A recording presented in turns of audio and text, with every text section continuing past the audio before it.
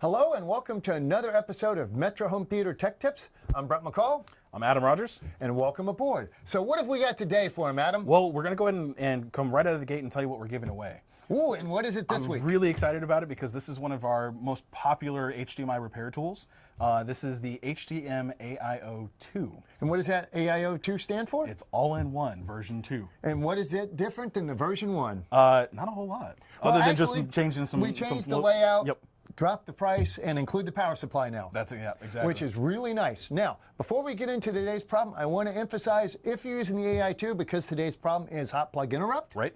If you're using the AIO2 and you're not using the hot plug interrupt feature, please remember to put a jumper in the Phoenix plug. Yes. Because if you do not, you will not get a picture. Right. Because hot plug must be there, and which leads us into today's problem. Well, hot plug interrupt. Exactly. So here's the situation. We have let's say a cable box again, or some other device that is 4K. Let's go with a Roku. Okay. So we have a Roku, which is 4K and 1080p. Yes, sir. Let's say it's got HDR in it. We've got an AVR that is 4K HDR, and we've got a TV that is 4K HDR. Okay. So the problem that we have is we are going from watching a movie, which is 4K, and we're going back to the menu, which is 1080p. Ah, and why does this problem exist, Adam? So this problem exists because we have two chipsets inside of HDMI. We have Yes, we do. 1.4 and past, and we have 2.0 chipsets. And so the problem that we run into is that as we're switching back and forth between the two different chipsets, we actually, the TV doesn't know to renegotiate for that new chipset. And So the source doesn't know where to be. Right, and it ultimately happens more often when we're going from the 4K image down to a 1080p image. Yes, up seems to not be a problem, but backwards is. So first off, let's talk about how to troubleshoot this problem and find out if this is the problem that you're running into. So first and foremost, if you see a black screen after switching from one source to another, or you see a black screen whilst changing from media that you're watching back to a menu, or even from a menu to some other media that you're watching on that same device, at that point, if you lose an image, and if you walk over and unplug the HDMI cable, and then plug it back in, if you get a picture, that's your problem. Now, let's talk about what hot plug is, because this is very, very important to HDMI. HDMI is a strange duck in the way that it works. The source, we're going to say Adam is the source, right, will send 5 volts out, kind of a doorbell, ding dong, right, to the display or the next device in line, AVR, matrix, display, whatever's next. That device will send back its own, hey, how you doing? right. This is hot plug. Now, without the hot plug there, the next part, which is EDID, who are you, what are you, resolution, bit rate, color depth, audio, HDR, HDCP, never happens. So when you're switching from one item to another, 4K to 1080p, or even channel to channel in some devices, Yes, it has happened. without the hot plug interrupt, it may not resync.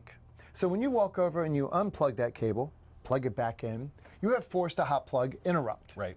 This, however, is not a good solution for your customer or their job. So we have created a couple of things to do that. The first of which we've had a while is the AIO. That was our very first device, which morphed into the AIO2. Right. Slightly less expensive, nice aluminum case, Right. better installation layout. Now, in both of those devices, there's a green Phoenix plug on the side. Yes.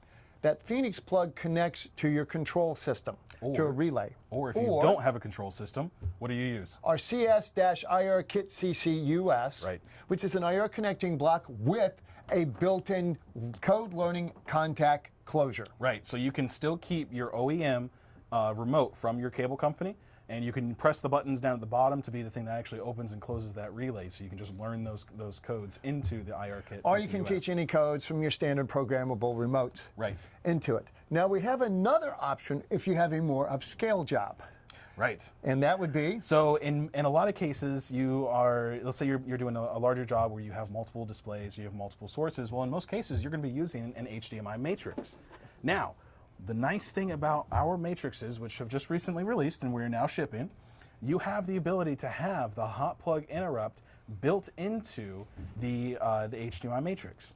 So for the inputs. For the inputs. And you guys will see down here along the side, we'll put the command for that listed there as well. Which will also be on the website. It will, yep. So it's very simply, through your programming, you'll go in that when you switch from one source to another, you will open the contact closure for something that's not being viewed and closing the contact closure for things that are being viewed. It's very simple, built into the matrix, and of course with the AIO2, if you're using just a standard contact closure on the AIO2 as well, just go into your programming and just have it set up that way. We also recommend that you put in a help button on your customer's remote. Right. So if they're watching Roku or Apple TV or DirecTV, yes, and they're going from a 4K video backwards, if they have a problem, and it's not going to happen every time, which is what makes this so frustrating, right, tell the customer, sir, if there's an issue, it's HDMI, I'm sorry, hit the button. Yep. Pick one, the star, the pound, whatever you want, and open and close that relay, and boom, the problem goes away. The same thing can be done in this. Knowing what the problem was when we designed our matrices, we built that in out of the gate. It is a huge problem solver for you guys. It's something that's easy to implement. Yep. Put it into your macros. As he mentioned, if you're not using that source, always turn off the hot plug. Yep. That way there's no communication. By the way, having the hot plug interrupt speeds up sync when you go from one device to another, yep, because it's not saying, what should I do? It's being told, I want this, this, this, and boom, there you go. Yep. Makes it for a very simple installation, makes it for a very simple setup. So, and it's an easy fix. In review, we're just to go over one more time where this problem comes from and where it's at. When you are doing your installations, if you have a source that as you're switching from one source to another, you're switching from one media inside one source to a menu or to a different type of media, and the screen goes black.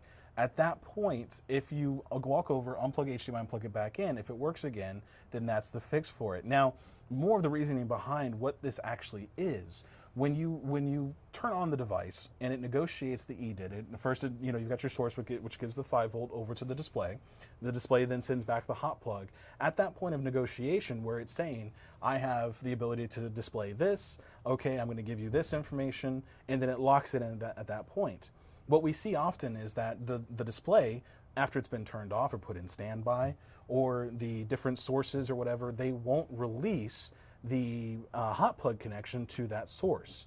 And so that's where that's initially where this solution came from. It's because most displays assume you have the source connected directly to the display. Right. And the idea is, and this was pre-4K, that when you switched from input 1 to input 2 on your television, if it's already booted up and it knows the EDID, it can switch faster. Right.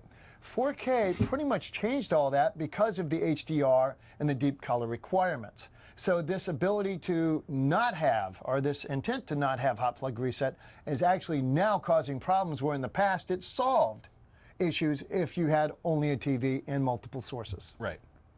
So again, built into this is the ability to do hot plug in all of our matrices. Yep.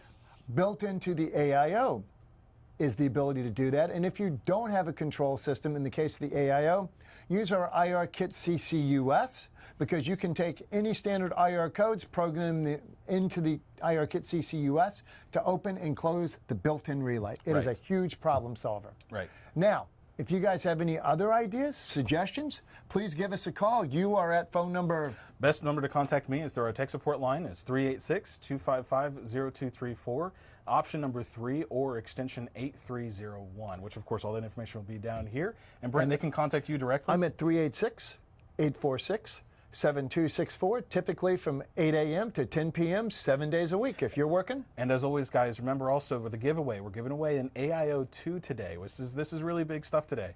So you have 24 hours. Best comment, best question inside the comments of this video. We're going to be doing it on Facebook and on YouTube. And a really good idea on things we could build. Yeah. Also win you one. Yeah, we'll do that. So guys, again, you have your chance to win an AIO2. Get a chance to play around with it. It's a really great device, or it's a really great solutions device to fix issues as well as troubleshoot. So definitely take a look at that. We're giving it away today. Best comment, best question. I'm Brent McCall. I'm Adam. And thank you for watching. We'll see you.